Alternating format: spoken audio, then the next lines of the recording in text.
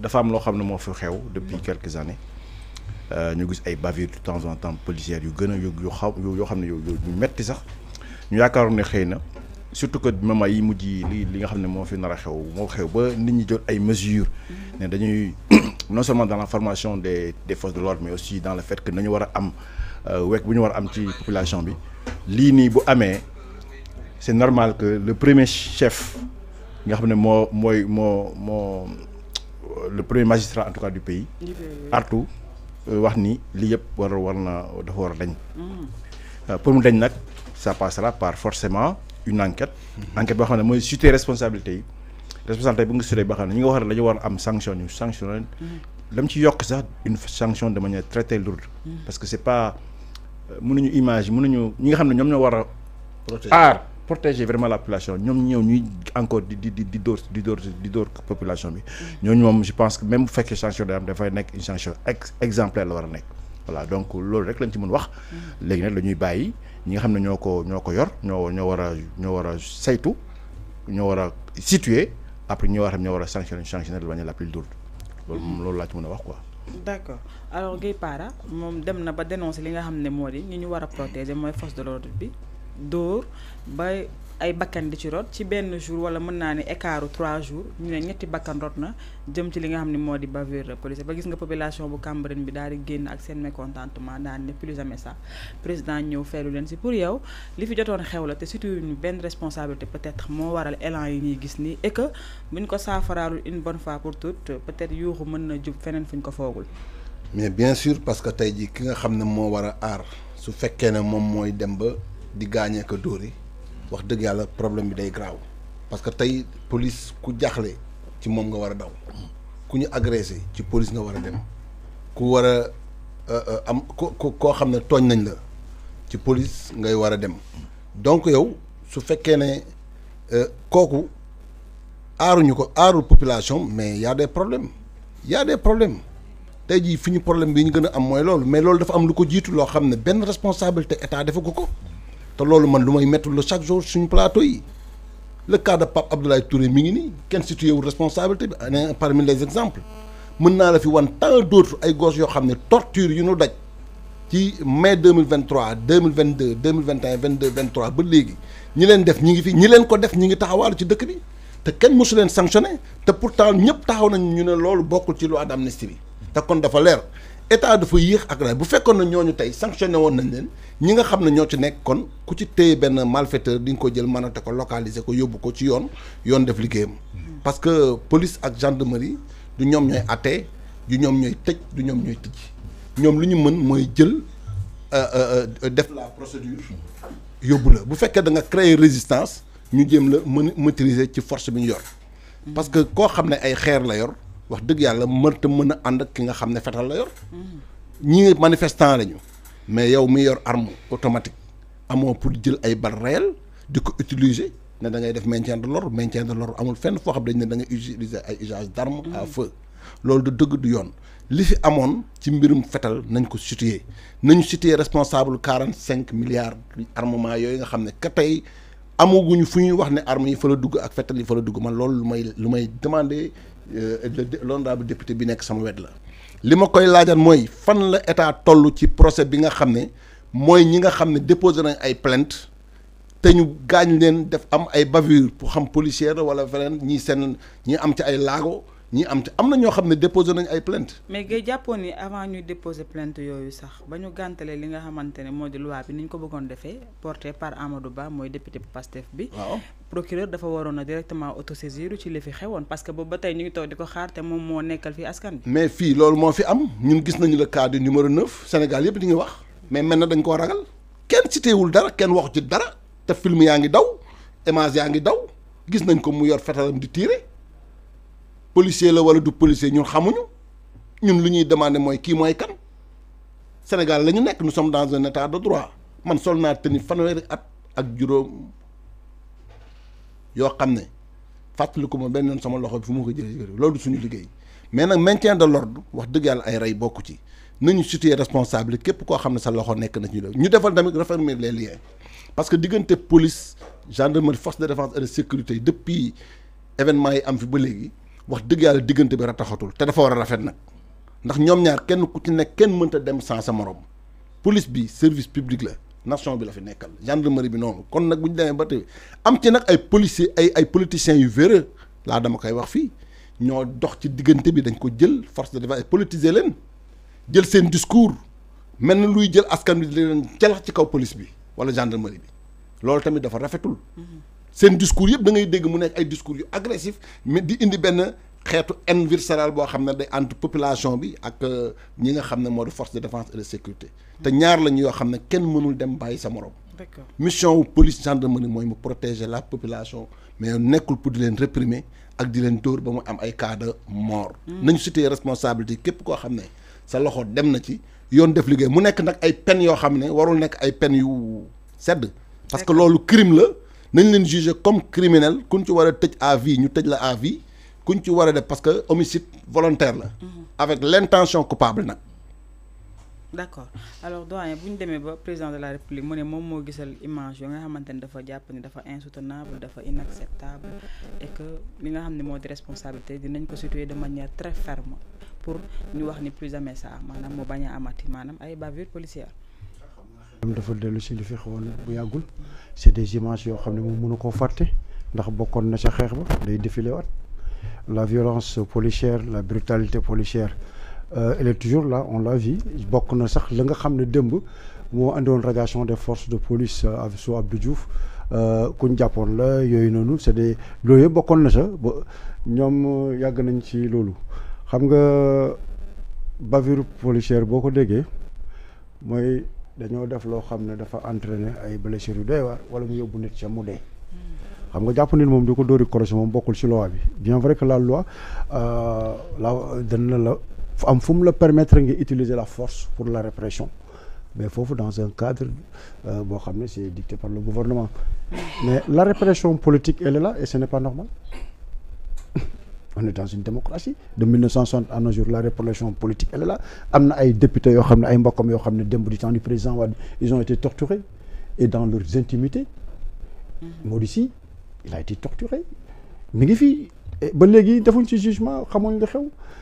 y a l'intimidation y a des arrestations frauduleuses xam nga fii suñu bëggee affaire bi dox dara bu amee tout le temps da ngay gis ñëpp àndandoor ñu yuuxu affaire bi warul demee noonu mais après dafay mel ni dañ koy fàtte si lépp nag ba léegi mënuma la wax bébé yi nga xam ne digression la bébé yi nga xam ne dewoon nañ caawoon après doo xam police ñaata nit lañ fi dóor yoo xam ne gaañ nañ leen. ñu wàccee ministre de la santé ba après mu jeex. parce que la vérité gis nga tey boo xoolee États-Unis affaire yi loolu noir boobu awoon ba ñu bam dee mais policier bi dañ ko jàpp jugé ko après rajo ko parce que corps bu nekk nag ci àdduna am na ñoo xam ne moom mën nañ faa commencer waaye mën nañ faa bañ a terminer moo xam muy magistrat moo xam muy policier moo xam muy gendarme moo xam muy médecin parce que heure boo defee lu dëppoog lu dul yoon xam nga fii dañoo bind yoon ba pare ne léegi daal nañ ko jox rek cakala kacaay ñoom moom déedéet yoon ñëpp a ko bokk si ñëpp la war a dal képp koo xam ne wàcc nga yoon daf nga lu dëppoowul ak yoon mais dañ la war a entendre loolu moo tax le président ce qu'il a dit c'est très normal et je pense que pour tout état civilisé son premier souci c'est d'éduquer et ses forces de défense et de sécurité te ñun am nañ problème ndax si société bi lañ bokk si société bi lañ jóge ay Sénégalais lañ comme ñun et quand je dis tout le temps que notre modèle sociétal war nañ ko xoolaat c'est parce que tey da ngay am jeune ki nga xam ne boo ko gisee sa xel dafa war a dal yow boo ko gisee tiit kon am na fu am problème parce que quand tu es en face d'un gendarme ou d'un policier da nga war a ànd ak dal apaisé warul tiit. mais li ko jur yëpp mooy événement yi fi xew récemment te ba tey kenn xamul kan moo def lan ak naka la ko defee. non c'est bu wax événement yi nee naa la man j'aurais aimé que ñu comme li ñuy wax ay hôtel de police ñu am ko kayit bi nga soxla sax boo duggee police yi di ko laaj da ngay tiit da ngay yéemu taxawel ne koy seet non c'est la vérité ñun ñoo koy dund dégage ñun ñoo koy dund ça warul demee noonu donc c'est dans la formation par exemple l'accueil il faut qu'on mette des gens yi nga xam ne humainement même boo ñëwee ak sa jàngoroog sa ñàkk tegin sax ñoom bu ñu la téyee danañ la dalal foofu la affaire bi war a toll mais war ñu jàpp nii rek bàyyi ñu nii ça doit pas se passer comme ça. D'accord. Donc man daal jàpp naa ne war nañ ci gëstu def ci ay amélioration yu am solo parce que le mal est toujours là gars yi di te ñoom aussi soo waxee ñoom dañ ne ils ne sont pas protégés armée ñu leen joxoon démb pour ñu protéger mais même manifestation man gisuma fu ay bal réel war a génne entre sénégalais ndox mu tàng nekk fi fas yi nekk fi mën a ñëw si nit ñi dàq leen ñu dem mais bal réel mais non bal réel ñan ñoo ko doon tiré non ñan ñoo ko doon tiré la waaye bal waaye fii ñan fii bal bu fi génn bu ñu xoolee bal bi dinañ xam si ban pistolet la jógee buñ ñu dofloo gars yi jàng nañ les experts balistiques sont là ah non il faut qu'on arrête ces trucs là nañ teg affaire bi si yoon waay d'accord alors président de la république nee na Aboubacar Bengelloune maa ngi lay nuyu ginnaaw ma la nuyu man dinaa la bàyyi nga nuyoo mais question bi en fait sax j'adore bi ma xoolaat ko sax da ngay waaw soo bëggee booy ñëwee ma may la ko ah non mais xam nga si non mais dafa rafet dafa bees seetlu moo tax ma wax ko waxal maa ngi lay nuyu su ma demoon noonu daf may attaqué dama koy coupé tuuti président de la république nee na mi ngi demandé ay rapport dans les plus brefs délais jëmale ko ci li nga xam ne moom jàppee na ni lu ñaaw la quand même ci ba doomu aadama ñàkk seen bakkan interpellé na directement ministre de l'intérieur ak yi nga xam ne moo di directeur général de la police nationale waaw non mais loolu dëgg la man fu doyen daanale la doyen Wade laa bëgg a commencer d'abord maa ngi nuyu suñu honorable mooy suñu représentant zone Enoch man fa laa nekk d'accord donc j'ai des doléances à lui poser tout à l'heure j'espère que dinañu am moment foofu quoi inchallah voilà parce que physiquement dina am ku nga xam ne venant de l'Enoch qui a des doléances loo may xoolee nii yow Guèye Para loo may xoolee nii Enoch laa bokk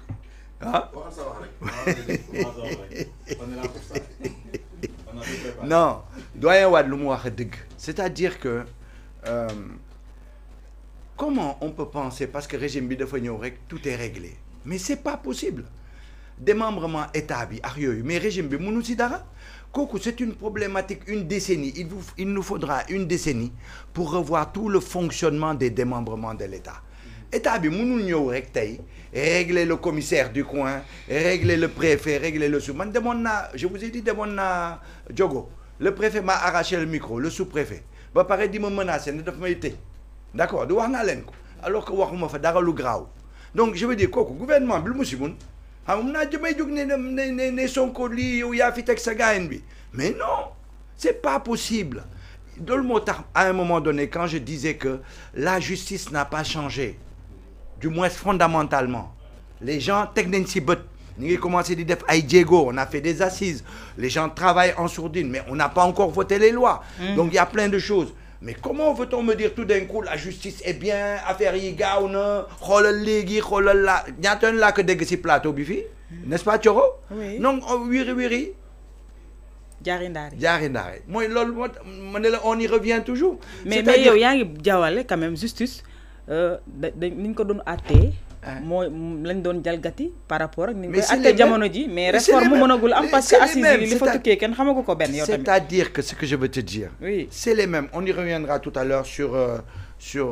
la démarche des avocats de Sonko tout à l'heure d'accord aujourd'hui la justice amaguñu suñu point de relais qui permettent qui vont plus permettre aux magistrats d'être les dieux sur terre def lu leen neex sans ñu am contrepartie ne et cetera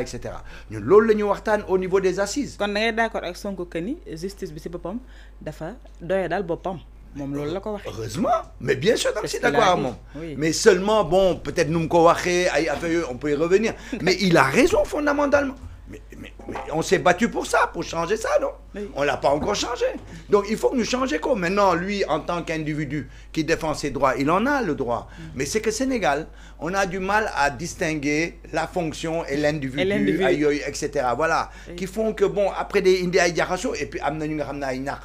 ay naafeq lu ñuy wax ñoom dañuy ñëw pour jaxase quoi en fait bon et ils rendent la situation encore plus confuse mais pour en venir à cette situation il va falloir faire du ménage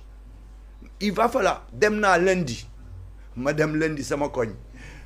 j'ai fait mon papier et tout pour def sama changement d'adresse pour voter ici d'accord ma dem bu ma demee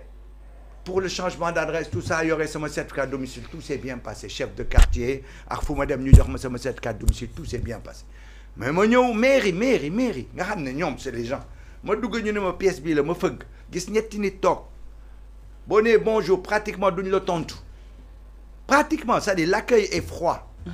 da ngay dugg jovial ne salaamaaleykum ñu ne waa ji mi ngi lire journalam il se lève il te regarde un petit œil tu me gênes tu me déranges il te fait comprendre ça d'accord déjà tu n'es pas bien tu te sens yow yaa ngi ñëw pour inscrire un acte citoyen au lieu qu'on te reçoive bien et tout mais gars yi dañ lay catu juste benn waay tourner fële rek je ne sais même pas qui c'est tu viens faire quoi ma ne ko je viens pour un changement de bureau de vote mu ne ma pourquoi tu changes de bureau de vote mu ne ma pourquoi je change de bureau de vote ma ne ko à cette question je n'y réponds pas mu ne ma est-ce que tu sais qui je suis ma ne ko qui que tu sois tey je n'y réponds pas et tu vas changer mon bureau de vote ma gon ko dof waa ji di tëb nag di dal ci kaw quoi mu ne ma mais moi je suis de la Sénat ma ne ko tu peux être de n'importe qui en tant que membre de la Sénat tu n'as pas le droit de me poser la question pourquoi je change de bureau de vote tu dois vérifier est-ce que mes documents sont en adéquation tu me valides ça il a fallu que le gars de la DGE jël liggéeyam bu mu waroon def parce que dafa ne moom du ko def waa DGE bi moo ko def parce que dafa xuloo ak man mu ne sur mon droit imaginez-vous si jamais j'étais en conflit avec toi honorable ma dem dans un commissariat qu'est-ce qu'on va me faire on va me mettre tout de suite au cachot c'est-à-dire dëkk bi moo mel noonu c'est-à-dire nit ñi bu ñu amee un peu de kii dañ la koy jaay pouvoir bi et loolu doo ko changer parce qu'on a changé de gouvernement c'est toute une mentalité toute une génération de nouveaux policiers de nouveaux commissaires de nouveaux magistrats qui soient pas agglutinés à l'État je disais toujours ça m'étonnerait que ce gouvernement-là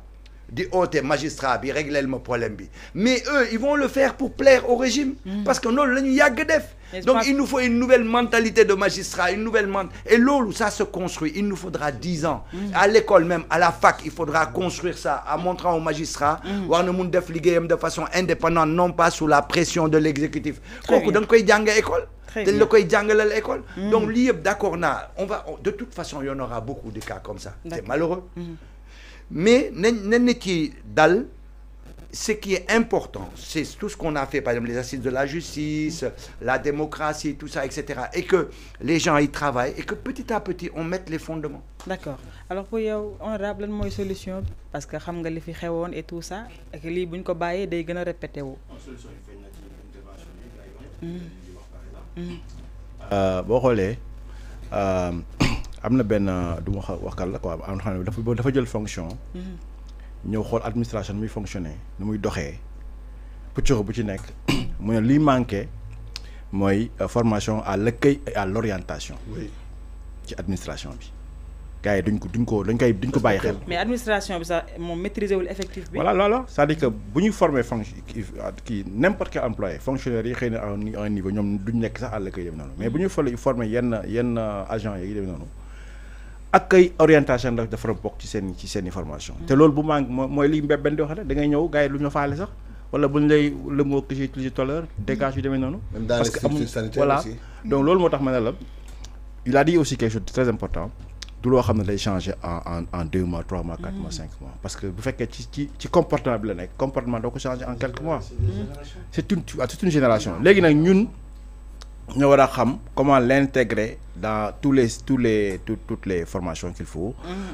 école même éducation civique sax lay commencer au bas âge dem ba ci collège dem ba ci lycée ba ci université nit ñi intégrer ci seen comportement mu war a changer même au-delà des agents aussi ñi nga xam ne ñoom ñoo war a accueillir le public mais aussi le citoyen lambda. Le citoyen tamit on les parle pas aussi parce que am na tamit ñoom ñoo xam ne day ñëw administration yaakaar na ñoom ñoo ko moom di gëdd gars yi demee noonu donc c'est tout un amalgame qu'il faut faire de telle sorte que les choses puissent se faire mais le temps est nécessaire pour que lu yëpp ñu mën ci àgg. D'accord peut-être solution yi dina tukki ci école armée nation comme ni nga koy waxee chaque fois et que benn nee na militariser école yeeg yooyu moom du lu ko gënal. non parce que lépp valeur civique. solution militaire kay yàlla ñu si yàlla musal. non dis pas ça yow tamit. non armée nation c'est pas militariser. yow mën nga génne c'est pas militariser les écoles. gis nga yow demoo ay écoles yooyu. pour plus de discipline tu as l'école de la mais yow République. ñoom c'est des écoles militarisées xam nga. waaw bàyyil peut-être mais bàyyi ma wax yow amoo sa part de sa temps de parole. boo jëlee sa parole nga wax waaw. d'accord xam nga li may waxati nous on est discipliné. voilà armée bu ñuy wax dañu naan tekk di la déglu ba chef bi wax ba pare nga déglu ko bu la poser question nga répondre ko kon da nga may déglu. yéen sax da ngeen egg fu ngeen xam ne waxatuñu sax répondre dañuy appliquer lu ngeen di wax. waaw ba tey d'accord ñun boo déggee may wax seen biir la boo déggee may wax le contexte armée nation parce que ñoom rôle bi ñuy joué ci biir population bi du affaire ay arme wala fetal rek parce que ci biir population bi lañu bokk dañ leen war a apporter ay concours moo xam ci besoin bu mu mën a doon même ci côté social armée toujours dafa war a présent déjà en Casamance boo fa demee tey ñoom ñi ngi ci reconstruction bi dugg nañ ci ñi ngi defaraat néegi ñi ngi jàppale villageois yi ñuy dem di delluwaat seen dëkk yi nga xam dañ ko abandonné plan Diomaye pour la Casamance ci plan Diomaye pour la Casamance di ci liggéey bu mag armée ñu bëri xamuñu ne mi ngi participer di defar ay forage ñi ngi participer di defar te loolu nag caractéristique commun la boo xam ne képp koo xam ne force de défense et de sécurité nga loolu mooy sa mission du dangay police jàpp sàcc rek la ki nga xam ne dañ koo sàcc police lay dem wala gendarmerie réclamé wu warul tax tamit yenn population bi aussi ñuy dal ci kaw gars yi ba ëllëg ñoom it ñu fekk sa waay taxaw nga defee ne yow war ngaa mën a wax ak policier ba tiim ko saaga ko wala nga mbéj ko yoon fa mu nekkoon ñoom ñaar ñëpp kenn ku ci nekk dafa am lu la yoon may ak lu la yoon tere muy droit et devoir nañu xamal population bi lan mooy seen droit fu mu yem ak seen devoir policier bi tamit moom buy jàng am na leçon boo xam ne mi ngi tudd droits et devoirs leçon boobu danañ la jàngal carrément citoyen bi ban rôle nga am sa diggante yaa ak moom respect bi nga am nee nañ sax nit ki boo koy interpellé di ko laaj ay pièces am document am ci permis de conduire balaa nga koy wax dara tu dois le saluer signe marque extérieure de respect la nga tiim ko saluer ko monsieur madame doo sax jaar ci turam même su fekkee ne xam nga ko voici vos kii waroo ko sax tutoyer mu jox la ko poliment nga vérifier ko ba mu contrôler ko jox ko boo ko joxee pièce am da nga ko war a rendre le salut parce que def na droit am def nga sa droit moom def na devoir am. une donc question avec LGBS lan la koy wax mënatu ko wax monsieur madame lan la koy wax. LGBS mu xool ni muy nduróol mu ne ko monsieur. non amul man LGBS mais lan la koy xàmmee sax d'ailleurs LGBS doo koy xam mais monsieur nga koy wax. LGBS